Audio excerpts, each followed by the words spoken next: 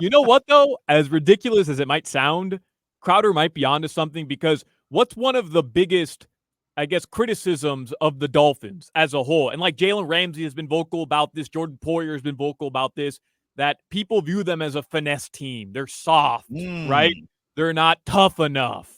And Mike McDaniel in his little Lululemon jumpsuit and his off-whites that he always makes sure like super clean, or he's wearing the Yeezys. Like it kind of feeds in to this nature. Like, look how clean cut we are. But they're trying to get rid of that. They're trying to be meaner. They're trying to be tougher. So McDaniel is pulling out the rugged look. And you know what, Crowder? It might sound ridiculous. You might be right about this. I am. I'm telling you, I'm in DC right now. We just went and did the training camp tour for the pivot. So we went over to the Redskins facility out there in Bumble Bleep, Virginia somewhere, out of Ashburn or something. But Dan Quinn is now the head coach. And that's all he preaches. Physicality, like late season. And if you look at it, even like the Kansas City Chiefs, where they're a wide open offense, but Pacheco runs hard as hell. Their defense was one of the tops in the league, like the physical style of play. Dolphin fan, love them to death, played for them, live down here, cover them. There is no team in the NFL when you go play the Dolphins saying, oh, they about to whoop our ass physically. No, they're going to run motions. They're going to do a lot of cutesy offensive stuff. They're going to score 30 points. They're a very efficient offense. But nobody says, I don't want to get in a fist fight with the Miami Dolphins. And there's a lot of teams out there that don't have that cachet, but the Dolphins are one of them that nobody's worried about them physically. Well, Patrick Paul, you should be worried about Patrick Paul physically because he almost suplexed Cater Kohut today towards the end of practice. I always love when the DBs forget where they play and they run up in that box. Don't go up in there. That's not where you're supposed to be. That's an ant in a stampede of bulls. Stay outside with the little guys, with the graceful guys. Don't go in there with them bulls. Yeah, Cater learned the hard way that you don't want to step up to a 6'7" million-pound offensive tackle. Ooh. I love to see because my favorite thing is when they pull Trent Williams in San Francisco and he gets around the edge and that little corner runs up to set it, and I just start licking my chop. I'm like, yeah, get the popcorn because this is about to be interesting. And Trent Williams rubs his whole belly, navel, crotch, knee, all the way up the dude's face. And I enjoy it. I enjoy a good old DB getting his ass whooped. Did you ever get into a training camp fight? Oh, every year. With who? Who was your best training camp fight opponent? Every practice. Pretty much, yeah, man. Every practice would be a exaggeration, but every third practice is not an exaggeration. Because I was the fire starter. To be honest, they knew. I told the story before where Keith Traylor, big truck, I don't remember tractor trailer 94, just 6'4", 385, nose guard, 40 years old, was just out there to choke the hell out of centers. It would be out there, it'd be the second practice of a two-a-day when football was real. And it'd be hot, we're tired. We found out that when you play for Saban, if you started a team fight, he would kick you out of practice. So Truck, as the only rookie on the defensive starting, Truck and Vonnie Holiday, Kevin Carter, they talk, and Truck come up to me. Young boy, time to start one. Okay, the next play, the next lineman that touched me, I would grab his face mask and try to slam him on the ground and just start a big brawl. And they'd be like, one defense, get off the field. And we all have to go stand on the sideline, and all those G's would tap my helmet and be like, good job, young blood. And that's what it was. Rex had no idea what was coming to him, huh? Me and Rex, I gave Rex hell. Remember Nate Garner? Nate Garner, I'm not going to lie.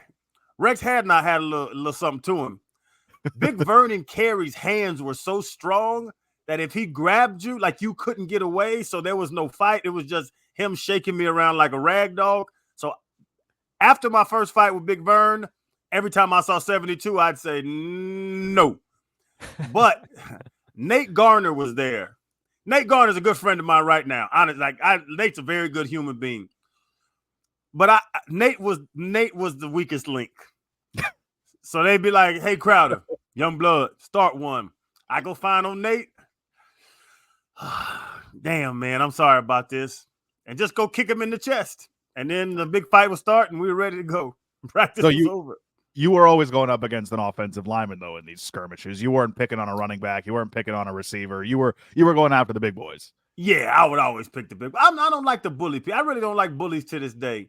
Leon Washington, he always wanted to start something with me, but I had him by 100 pounds. He was like 160, and I was 250. He'd be like, "Yeah, you get out of here," and he has like a baby voice. I don't know how to do his voice, but it's a little person voice. Yeah, punk. And I'm like, Leon, go in the huddle, man. Send somebody over here. Okay, Leon Washington, go return a kickoff. Was it not? Was it not? It wasn't. Leon played for the Jets. What was his name? Florida State. He played for us. Oh my god, I hate Leon Washington too. Me and Leon didn't like each other for a long time. We're friends now, but no, Travis Minor was cool. It was another little dude that came about my second year from Florida State, little scat back, and he always tried to start fights. But yeah, man, you have to fight in camp. The best fight story, I don't even remember his name because he was on the team for 2 days. It was a tight end out of like Western Illinois somewhere, but he was a big old steroid up white boy. And Peasy was on the team. Joey Porter was on the team. And he pulled around on some trap play and he knocked the hell out of Joey. Joey's not trying that hard. This is probably a year after Joey led the NFL in sacks. Like, Joey's not practicing hard. Joey's setting his edge and just trying to get to the season. Dude pulled around and bam, Joey's tail. So Joey gets into it, pushing him and all, and he starts saying, "Woo! Woo! Woo!" He starts yelling. And it's Joey, Aiken, I think, was that Big Cat, Big Kendall Langford? We still had some ball players, and everybody's kind of looking at Peasy, who was our defensive captain, and Peasy gets back to the huddle, and Peasy ties his shoes up, and Peasy tightens his gloves, and he starts messing with his helmet. And I'm like, Peasy, okay? He's like, man, it was 47, I think. 47-40. He was like, man, 47, he's full tilt. So we knew what that meant. The next team period, he pulled around. So when I saw him pulling around, I just left my gap because I'm about to go tear him up. But Joey comes down, same play, and destroys him. Boom! Hits his helmet straight to the guy's shoulder. I come around and hit him about half a second later in his head. Bam! He falls on the ground. He's knocked out, and he's just sitting there shaking. So now we're, kind of slapping hands like, yeah, okay, now welcome to the NFL. When Joey hit him, his shoulder dislocated. But the next hit was a concussion hit, so he went to sleep. So he didn't know his shoulder was dislocated until after he woke up. So he was asleep for like 3-4 seconds, and then he woke up, and then he felt his shoulder out of place. So he's on the ground shaking. We're celebrating. He wakes up and just starts screaming like bloody murder. Holding his arm. They have to come pop his arm back into place. Now he's hurt. He couldn't make the team. They cut him like a day and a half later, probably paid him some money on an injury settlement. And it was like, it was one of those moments where I was like, these guys come into camp, but they don't really know what NFL camps are. And if you hit the NFL leading sack leader and start screaming and yelling, like, there's repercussions to your actions. And that was a pretty funny one. It probably sounds brutal right now as I tell the story, but it was just what the NFL was back in the day. It's changed a lot right now. It's changed. It's crazy right now. You could never do that this day and age. Was Lorenzo Booker the running back you were thinking of? Lorenzo Booker's little itty bitty tail always wanted to start something with me. I'm like, Book, my wife weighs more than you. Why do you keep talking trash to me, Book? It might have been a Florida State thing at play there, I feel like. Yeah. Me and Leon Washington really hated each other until like 2 years ago. He's the running back coach for the Jets, and I saw him at Jets camp 2 years ago, and we kind of looked at each other and we walked up slow and we gave each other dap. I was like, bro, we good? He was like, yeah, man, that's in the past. I was like, okay, I hope it's in the past. I'm 40 now. I don't want to fight no damn body.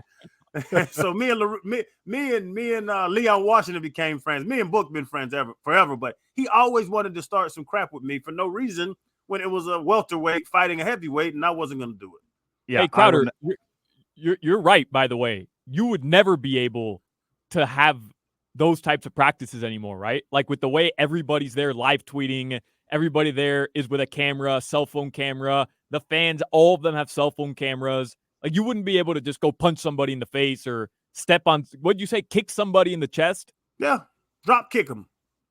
Ooh, I'd love to see that. Yeah, dude, push me over a pile. So you run up on the play falls down, you're standing there, and a lineman, his name is just inconsequential because he didn't make the team. But yeah, he pushed me and had my back of my legs under him. I did a backflip over the pile. So I get up and I run around the pile and I jump in the air and kick him in the middle of his chest with my right foot. And then he stumbles back, and he stumbles. I gather my feet and I grab his helmet and I start pulling him towards me. So now he's stumbling. And when he falls, his helmet pops off. Then I pick my foot up to kick him. And I've told this story before, not proud of it, just a good camp story. I pick my foot up to kick him in his real head with a cleated foot. And my big brother, I talk to him all the time. I go fishing with him when he comes to South Florida. Keep trailer. He grabbed me like a little teddy bear, picked me up off the ground. And he was even like, young blood, you gonna kick that man in his head with a foot with just cleat? No, man, F him, truck, man. He tried to end my career. He was like, he didn't try to end your career. There's no reason to kick a man in the head with a cleat on. That's his real head. That's not a helmet. I said, okay, truck, my bad.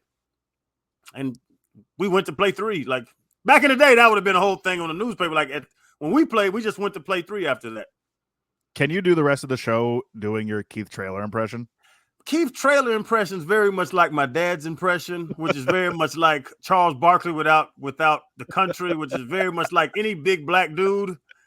So I could do it, but yeah, it's very confusing who it is. Are you Keith Traylor? Are you Randy Crowder? Or are you Moses Malone? Because I'm still trying to figure out which one you are today. Moses Malone. That's Charles Barkley saying Moses Malone.